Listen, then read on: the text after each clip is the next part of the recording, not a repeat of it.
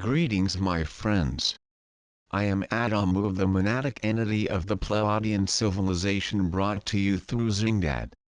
Today I will be addressing the living members of the ancient bloodline families. Those ones who are sometimes called by other names such as, the Illuminati, the powers that be, the ruling elite, the Cabal and a few other, less charitable, terms that I shan't mention. To be clear, I am not now addressing the rich and powerful who regularly appear in the press. Political leaders, religious leaders and the heads of multinational corporations are not the ones who truly run planetary affairs. These are people who come and go with time. And, when required, they always bow to the far greater power wielded by the ones I now speak of. But, be that as it may, the bloodline family members know who they are. And it is they whom I address today.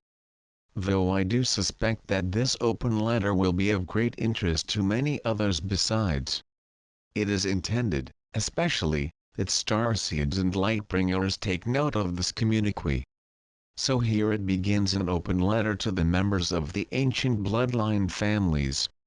My dear friends, I must begin by saying that you are seen, known, understood and loved. Just as you are, right here and right now, you are loved. Perhaps it will surprise you to hear me say this. There is so much judgment of you wherever one goes, is there not? You are labeled as dark and evil, and all your actions are automatically assumed to be vile and despicable by those who know almost nothing of you or the long and winding tale of how things came to be as they are and you came to be who you are. Arndt Mug pleads credits South Africa's Arn Allen Zingdad. So allow me to begin by assuring you that I am not here to damn you or even decry you. I am here to offer you a perspective and a choice, but to do so from a place of loving understanding. Before I might get to this, allow me to say that I know that your only real sin is to be born as you were into the family you were. Between the intense expectations that were placed upon you right from birth, the very specialist training you were subjected to and the derision that was heaped upon those of your line who did not make the grade, you were programmed right from the very beginning to be what you have become, a wielder of power over others. There are ancillary issues too, such as the fact of your familial bloodlines. A pure ancestry that can be traced back through the ages, via all manner of illustrious forebears, right the way to the high priests that served the ancient gods themselves back when gods still roamed the earth. Perhaps you, yourself, now think on the stories of those ancient times of gods, heroes, magic and monsters as myth or superstition. Perhaps you understand it to be the literal truth and know that those ancient gods were actually visitors from other planets in the galaxy bearing highly advanced technologies. Or perhaps you even take the more religious view of matters and hold those deities to be as supernatural as your distant forebears did. It doesn't really matter how you interpret these things.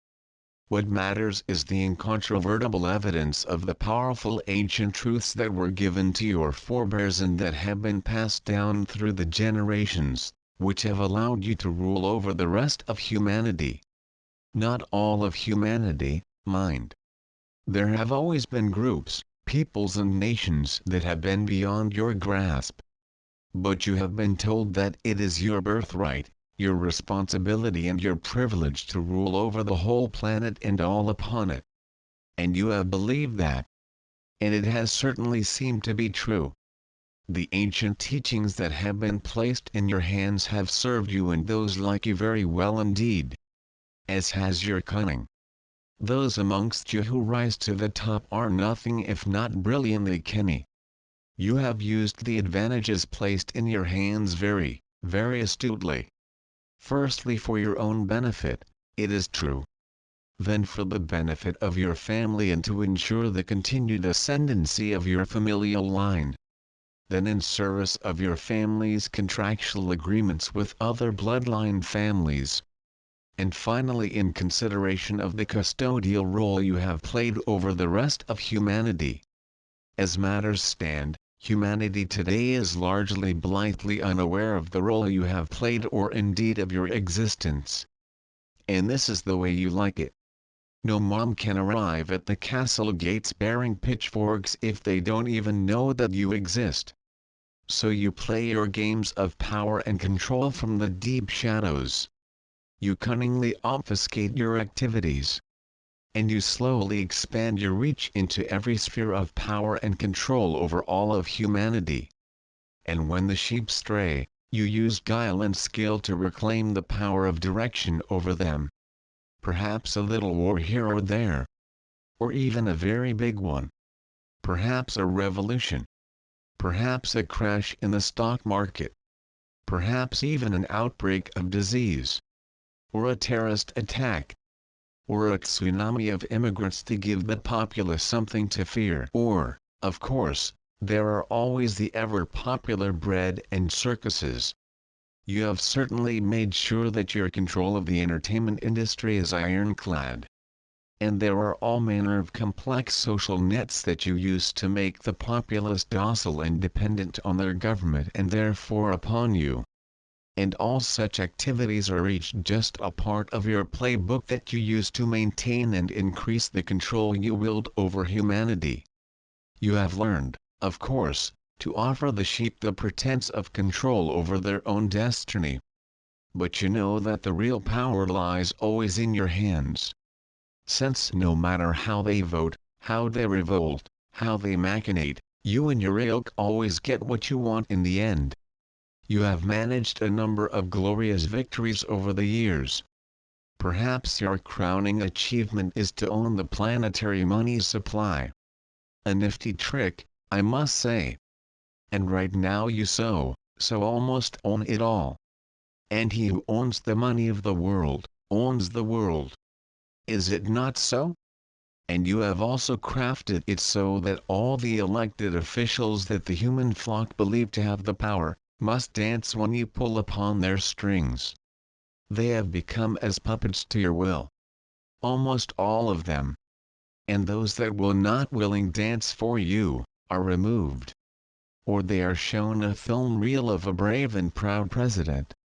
A man of integrity and principle who dared to stand up to you. And how, in full view of his adoring public, he was assassinated.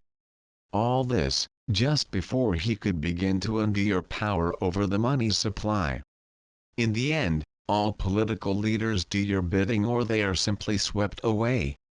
And the illusion that you grant the sheep that they can control their destiny through democracy is just that. An illusion. Another nifty trick. And the intelligence agencies. What a truly brilliant move. To elevate spycraft to statecraft. To have the real power behind the politicians vest in the intelligence agencies. To remove political oversight from those agencies. And then to control them directly yourselves. Why, you can almost step right out of the shadows and still remain invisible now.